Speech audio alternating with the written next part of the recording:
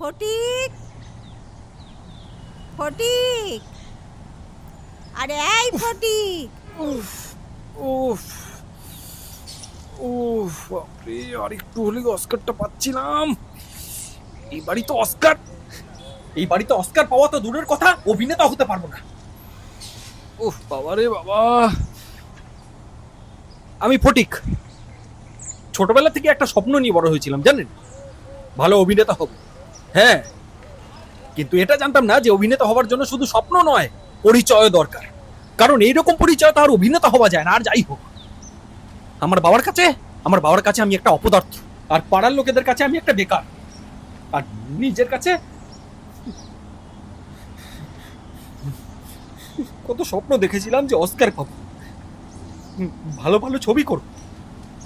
ফটিক, ঘর বাবা, ফটিক ফটিক শান্তিভাবে সিগারেটটা খেতে দেয় না। তোর বাবাকে কিন্তু ডাকবো এবার। উঠছিস না কেন? আসছি মা, দাঁড়াও, জলটা বসাও বলছিতে। কি হলো রে, এতবার ডাকছি উঠছিস না কেন? হ্যাঁ, দেখেছেন, ধ্যাৎ, ধ্যাৎ, একটু তর্স হয় না না তোমার? হ্যাঁ, বলছি আসছি আসছি, তখন থেকে বলেই যাচ্ছে। কিভাবে এইভাবে অস্কার পাবো আমি?